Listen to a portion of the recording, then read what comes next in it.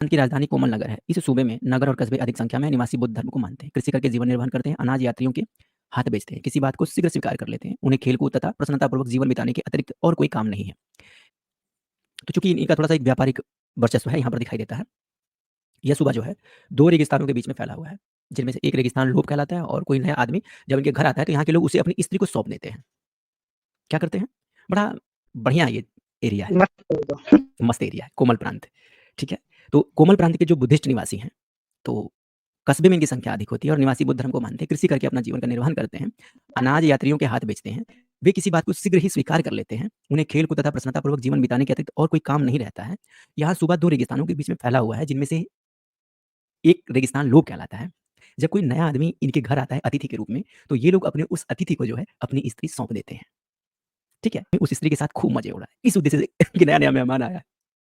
Normal लोगों का एक बहुत ही अच्छा उन्होंने अच्छा ही मान के ऐसा सोचा होगा कि अपनी स्त्रियां सौंप रहे हैं। और दूसरी बात ये है कि जैसे कि सामाजिक चेतना पर ध्यान दीजिए। इतनी अच्छी सामाजिक चेतना और सामाजिक जागृति का उदाहरण, मेहमान नवाज़ी का उदाहरण आपको विश्व के किसी ऐतिहासिक पटल पर नहीं मिलेगा। क्या मेहमान नवाज़ी होती थी? मतलब आप इनके यहाँ मेहमान बन के जाइए, बदले में क्या पाइए? इतनी अच्छी मेहमान नवाजी करते कि मेहमान बार-बार आए। और सुनिए, यहाँ के लोग उसे अपनी स्त्री सौंप देते हैं कि वो नया आदमी उस स्त्री के साथ खूब मज़े उड़ाए और स्वयं अपने घर से बाहर निकल जाते हैं कि कोई डिस्टर्ब भी ना हो और तब तक वापस नहीं आते जब तक कि वो नया आदमी वहाँ रहता है। और इस चीज़ को यहाँ के लोग जो हैं बेहयाई नहीं समझते, बल्कि बहुत इज़्ज़त की बात समझते हैं। मतलब इज़्ज़त दे देना इज़्ज़त की बात है। समझ रहे हैं ना? ये है, ये है मेहमान नहीं, नवाज़ी। हम इनको पूछे हैं कि अभी भी ये प्रथा है क्या वहाँ पे? अभी भी जी। जाके मतलब चांस मिल जाए किसी को। नहीं, अभी का तो पता नहीं, लेकिन मार्को पोलो जी के टाइम में ये व्यवस्था थी। हो सकता है कि मार्को पोलो जी को भी इसका शुभ अवसर सौभाग्य प्राप्त हुआ हो। तो ध्यान दीजिए कि वो सिर्फ़ ना अपनी स्त्रियों को उन्हें सौंप देते हैं, यानी कि अतिथि को सौंप देते हैं, बल्कि अतिथि को और अपनी बीवी को घर में छोड़ के या अपने घर की महिलाओं को उस घर में छोड़ के खुद भग लेते हैं। और घर से तब तक बाहर रहते हैं जब तक कि वो आदमी उनकी स्त्री के साथ जो है अपने मज़े करता है। जब वो मज़े कर लेता है, जब उसको जाना होता है, जब वो चला जाता है, तो फिर ये हाल-चाल लेने के लिए आते हैं कि हाँ, सब कुछ बढ़िया से बीता ना? तो ये है इनकी मेहमान नवाज़ी का उदाहरण। और बड़ी मज़े की बात है कि इस परिक्षेत्र के लोग बुद्धिज़्म को फ़ॉलो करते थे, बौद्ध संस्कृति को फ़ॉलो करते थे और बौद्ध संस्कृति का एक नायाब परिप्रेक्ष्य आप देख सकते हैं। अब सवाल ये है कि ऐसी मेहमान नवाज़ी कौन करता है? और इतना ही नहीं, अपनी स्त्रियों को किसी पराये मर्द के सामने परोस देने वाले, इसको बेशर्मी की बात नहीं समझते, हीनता की बात नहीं समझते, बल्कि गर्व की बात समझते हैं। इसमें गर्व खाते हैं। आगे लिखा है कि मांगो खां ने अपने शासनकाल में नियम बनाकर इस अनर्थकारी रीति को एकदम बंद कर दिया था। तो नटराज जी, अभी ये मौका आपको नहीं मिलेगा, क्योंकि मांगो खां नाम के एक व्यक्ति ने इस घटिया रीति-रिवाज को बंद कर दिया था। ठीक है? तो अब आपको मौका नहीं मिलेगा।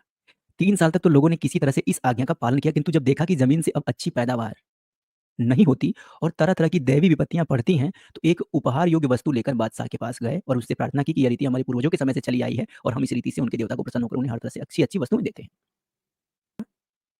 कि 3 साल तक जैसे-तैसे इन्होंने गुज़ारा किया। फिर इनकी फसलें बर्बाद होने लगी, इनके ऊपर विपत्तियाँ आने लगी, देवता नाराज़ होने लगे इनके। तो जब देवता नाराज़ होने लगे, विपत्तियाँ बढ़ने लगी, तो ये राजा के पास गए और राजा से कहा कि ये हमारे बाप-दादाओं से हम इज़्ज़त देते आए हैं और हमें भी आगे अपनी इज़्ज़त देते रहने का परमिशन दिया जाए। तो क्या हुआ? तो इस रीति के बिना हम लोग जीवित नहीं रह सकते, मतलब जब तक हम किसी को अपनी इज़्ज़त देंगे नहीं, तब तक हम जीवित नहीं रह पाएँगे। तो अब राजा भाई क्या करता है? अतएव कृपा अपना नियम उठा लीजिए। मांगो खां ने विवश होकर उनकी प्रार्थना स्वीकार कर ली और नियम हटा लिया। यह भयंकर रीति अब तक उनमें प्रचलित है। यानी कि मार्को पोलो जब गए थे, तो उस समय तक भी ये रीति जो है प्रचलित थी, यहाँ के बौद्धों में। कहाँ के बौद्धों में? इस परिक्षेत्र के बौद्धों में। किस परिक्षेत्र के बौद्धों में? तो ये पढ़ लो यहाँ पर। ये कोमल परिक्षेत्र, कोमल प्रांत जो है, ये चीन का एक क्षेत्र है, कोमल प्रांत। इस परिक्षेत्र के बौद्धों में ये प्रथा जो है, वो अभी भी चल रही है। कब तक की है? जब मार्को पोलो आए थे, तो उन्होंने इस विवरण को लिखा है।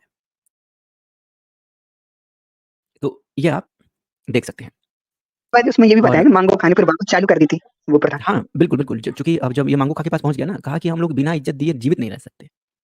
जब तक हम अपनी बीवियों, पत्नियों, बेटियों को मेहमान नवाज़ी के लिए परोस नहीं देते, तब तक हमारी इज़्ज़त में 4 चाँद नहीं लगते। तो राजा विवश हो गया और फिर उसने अपना रुख जो है हटा लिया। तो फिर ये रीति-रिवाज़ जो था, वो जब मार्को पोलो वहाँ पर गए थे, तो उस समय तक भी प्रचलित था।